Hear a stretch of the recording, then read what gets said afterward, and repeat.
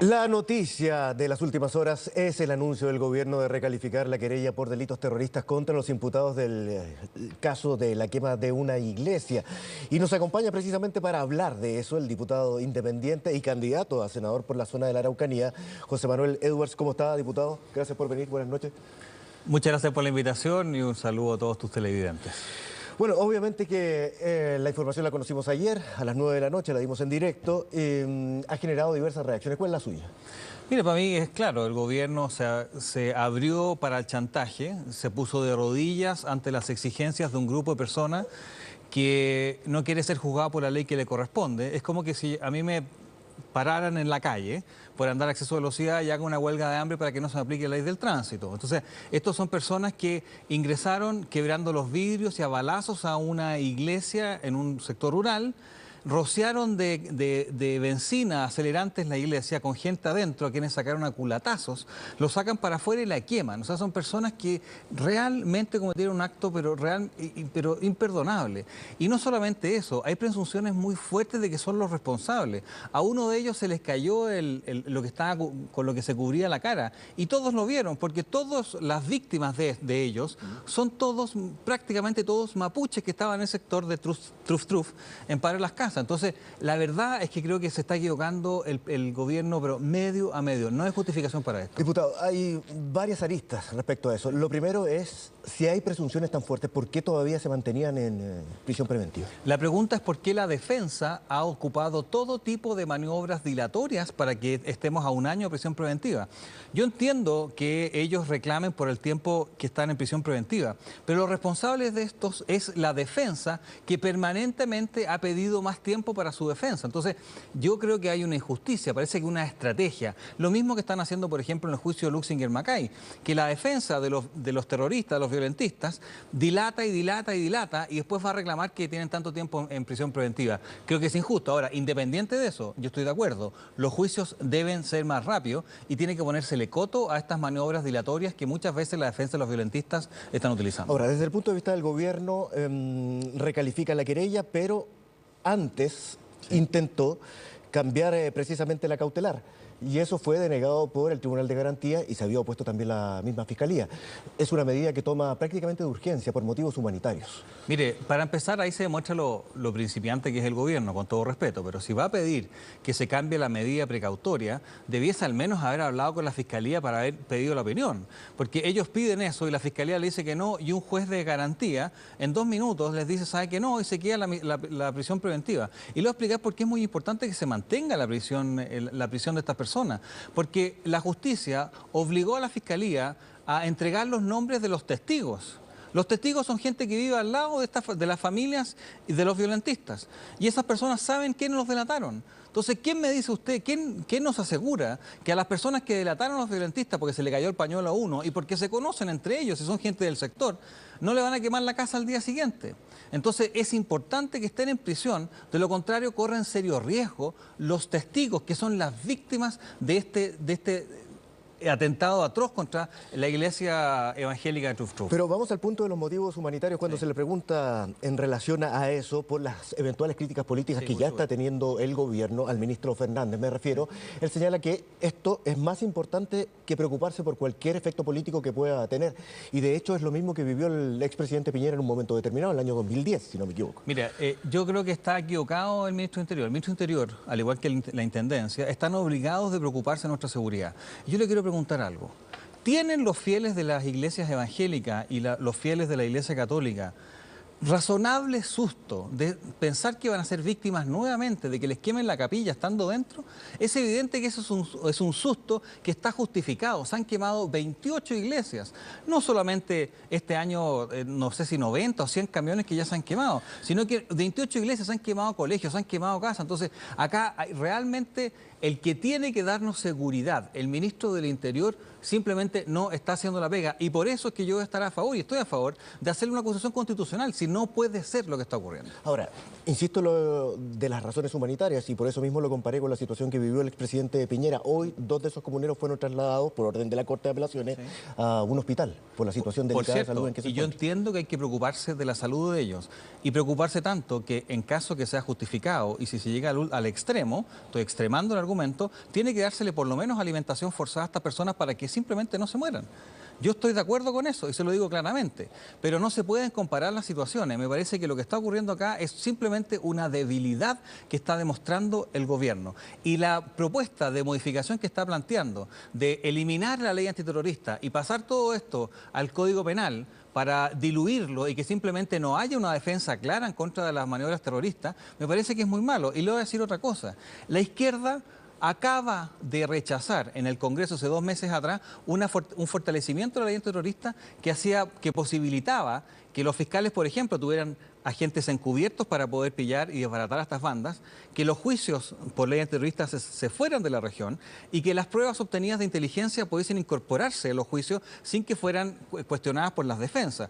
Para hacerla más efectiva la ley, la izquierda se opuso. Entonces yo estoy pensando... Entonces, ¿cómo ve la opción del gobierno de paralelamente también ponerle urgencia al proyecto para la modificación de la ley? Fue calificado ayer por el ministro como un cuerpo jurídico inadecuado. Sí, pero nosotros lo quisimos cambiar y ellos fueron los que se pusieron en contra.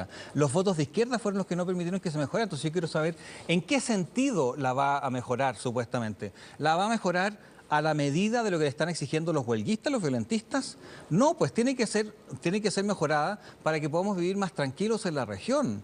No para que los huelguistas se sientan más satisfechos. Tiene que ser una mejor ley antiterrorista y no una más débil ley antiterrorista. Lo que están haciendo es tratar de diluirla. Y por eso que estoy en completo desacuerdo. Ahora, esto se da en el marco.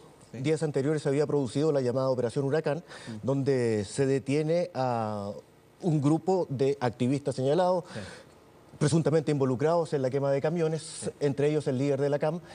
Hoy viene una entrevista y quiero hacer la relación porque hay todo un movimiento de parte del Ministerio del Interior al respecto, encabezado por el subsecretario incluso con el viaje a Argentina, pero hoy viene una entrevista al ministro Barraza, que niega el terrorismo y critica la operación.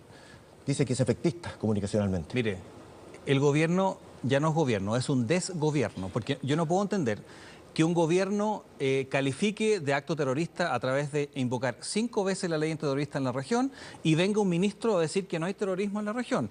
O sea, ¿quién está mal? ¿Interior o desarrollo social?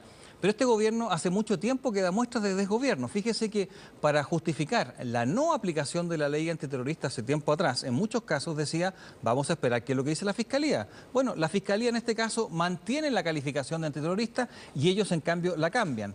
Dicen que la ley es poco efectiva, pero sus diputados y senadores votan en contra de fortalecerla. Dicen que no van a aplicar la ley, pero lo han aplicado en cinco casos. En su argumentación, la izquierda y cercanos y de la nueva mayoría, han dicho que la ley, cuando votaron en contra de que los fiscales tengan la posibilidad, por ejemplo, de tener agentes encubiertos, era por defender los derechos humanos de los violentistas. Sin embargo, meses antes, en la agenda corta, habían votado a favor de agentes encubiertos para combatir el microtráfico y también a las bandas de receptación o bandas de chatarrero. Entonces, en ese caso no es violación de los derechos humanos y en este caso esta modificación sí sería. Entonces, lo que vemos es que el gobierno opinan todos distintos, no hay gobierno, es una veleta, van para acá cuando les conviene, vamos a seguir la Fiscalía, no la siguen. ¿Hay terrorismo? No hay terrorismo. No se entiende nada. Esa ahora, ambigüedad con la cual han ¿esta recalificación que conocimos en el día de ayer le quita peso a la señal que se había dado con la operación? Por supuesto que le quita peso, porque ya no se puede creer en el gobierno. Fíjese que el gobierno dijo que iba a seguir la calificación de la Fiscalía y ahora se retira. Y otra cosa que es más importante, yo le quiero preguntar al ministro, ¿usted está del lado de las víctimas o de los victimarios? Pregúntele usted a la familia Luxinger Macay si quiere que el gobierno lo defienda o no. Le va a decir no. Quiero que se vaya del juicio porque están defendiendo permanentemente a los imputados. Y ese es el problema que hay, que las señales que envía el gobierno son un día defendiendo a las víctimas, al día siguiente a los victimarios. Y las víctimas dicen, ¿sabe qué? Esa defensa tan ambigua, lo único que hace es perder potencia cuando nosotros entregamos nuestros argumentos porque usted va y viene. Sálgase de nuestra querella, dice la familia Luxinger Macay. Eso es el problema. Y por eso le pregunto, ¿de qué lado está? ¿De las víctimas y victimarios? Ahora, dentro de la investigación por la operación Huracán. Hay señales bien claras también del subsecretario Alewi. Por ejemplo, a través del viaje a Argentina se establecen algunos convenios que van más allá de la persecución de los grupos violentistas, pero también el cierre de pasos fronterizos, por ejemplo, por un eventual tráfico de armas. Y por lo tanto, iría al fondo del problema, al combate de los grupos violentistas. Y ese es el problema, porque cuando tú ves que hay organización que se mandan WhatsApp, que yo le voy a... que el señor Yautul viene a Santiago a buscar fondos. Esos fondos se los envía a quien va a internar armas desde Argentina. Felicitan y se coordinan para la quema de camiones en Valdivia, en la región de Valdivia, y después la quema de camiones en Temuco. Entonces, el subsecretario Lewy está actuando como si existiera terrorismo en los hechos. Pero va un ministro hoy día en el diario y dice que no hay terrorismo. Entonces, yo no entiendo nada. ¿Con quién hablo? ¿Hablo con Alewi o hablo con Barraza? La presidenta Bachelet, ¿en qué está? ¿Cuál es la señal que da la presidenta Bachelet? La presidenta Bachelet, ¿cuántas veces ha recibido a las víctimas de la violencia? ¿Cuántas veces ha recibido a la asociación de víctimas o las asociaciones de víctimas en general? Fíjese que la primera visita que hizo el intendente de la presidenta Bachelet, el exintendente Huanchumilla, antes de visitar a las víctimas, se reunió con Celestino Córdoba, asesino condenado por la justicia por el brutal asesinato de la familia Luxinger Macay. Entonces, la primera reunión que ellos tienen siempre es con los violentistas. No hay una señal clara de decirle a esta gente, nosotros vamos a defender a las víctimas y llegar hasta últimas consecuencias. Y ese es el problema, la ambigüedad, las señales que envía la autoridad son muy importantes porque los violentistas también las leen y cuando ellos huelen debilidad, se tiran. Eso es lo que está ocurriendo. Ahora, usted es candidato a senador por la zona, ya lo decíamos, me imagino, no sé si comparte efectivamente que esto va más allá del combate a un grupo violentista o grupos violentistas que pueden existir y que estén operando en la zona.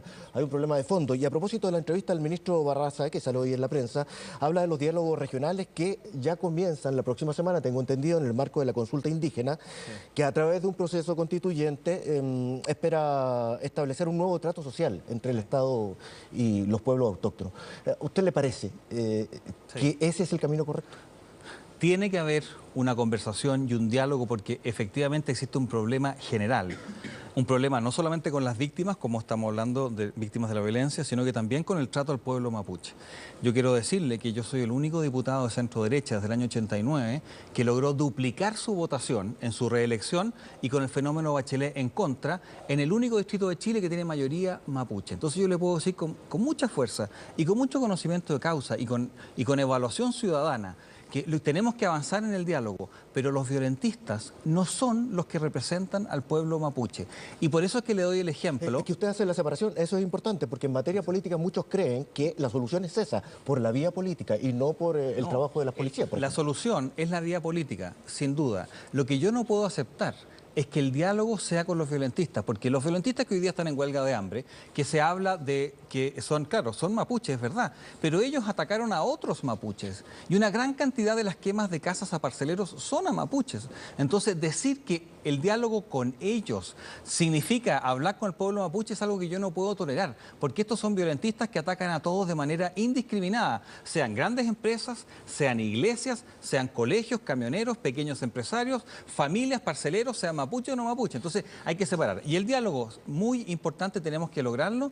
Tenemos que hacer una ley Araucanía para salir de la pobreza. Tenemos que hacer un fondo de reparación para las víctimas para tratarlas de mejor manera como lo estamos haciendo ahora y un nuevo trato al pueblo mapuche. Qué duda que cabe que eso es. Pero dentro del diálogo no se puede considerar sino que los violentistas tienen que estar en la cárcel, tienen que separarse. Ya lo había dicho, pero volvió al tapete tras el debate con los 8 candidatos de la Asociación Nacional de la Prensa, lo señalado por el candidato José Antonio Kast en cuanto a militarizar la zona. ¿Usted está de acuerdo con eso? Mire, causó preocupación el otro candidato, que es Alejandro Guille, preocupación. Mire, cuando no existe Estado de Derecho, el Estado de Derecho tiene que imponerse. Y si en momentos se requiere la utilización del mundo militar, hay que estar abierto a utilizarlo, cuando se necesite. O sea, militarizar la zona no sé muy bien qué significa, pero si los militares pueden hacerle una ayuda a la región para que exista Estado de Derecho, habrá que pedirles la colaboración. ¿Para qué? Para que los policías tenga que estar permanentemente en guardias, porque tú sabes que la gran mayoría de los policías de la zona tienen que hacer 3 turnos en cada una de las casas que están cuidando. Más de 1000 policías tenemos simplemente cuidando gente que las atacan permanentemente. Entonces, lo que hay que hacer, a mi juicio, es estar abiertos a que en determinadas circunstancias los militares pueden ayudarnos para enviarles la señal correcta. Eso no significa decirle mañana al general, sabe, que traiga todos los militares y que pasen tanques por la región. Por favor, eso no es la idea. La idea es utilizarlos cuando se necesiten. ¿Para qué? Para así tener más policías y poder que ellos puedan defendernos de toda esta gente. Diputado, se nos va el tiempo, le pido muy corto. La pregunta en materia política, obviamente, se llamó a no votar por usted, por parte de la UDI. ¿Ah? Lo dijo Pablo Terraza, el secretario general, sí, porque impediría que Chile Vamos obtenga, como pretenden, 3 de los 5 senadores en la zona. ¿Usted se ve como impidiendo el logro, el objetivo? No, pues lo que pasa es que los partidos políticos velan por sus intereses y los intereses de los partidos políticos muchas veces no son los intereses o nacionales o regionales. Y lo que pasa a la UDI es que la UDI tiene muy malos candidatos al Senado que no van a ser electos. Entonces es evidente que Chile Vamos como tal no va a obtener 3 de los 5 senadores en la región. Lo que sí es que el presidente Piñera va a obtener 3 senadores de los 5, porque van a salir 2 de Chile Vamos, probablemente ninguno de la UDI porque presentaron mal los candidatos, más la candidatura que represento. Entonces yo entiendo que la UDI esté acongojada porque no va a elegir a nadie, está bien, pero eso es el interés de la UDI. El interés de que gane el presidente Piñera y que el presidente Piñera tenga 3 de los 5 senadores, eso va a estar garantizado porque haya 2 senadores de Chile Vamos y la candidatura que yo represento. Diputado, muchas gracias por conversar con nosotros esta noche, que esté muy bien. Muchas gracias por la invitación. Nos separamos en una pausa y ya regresamos en CNN Prime.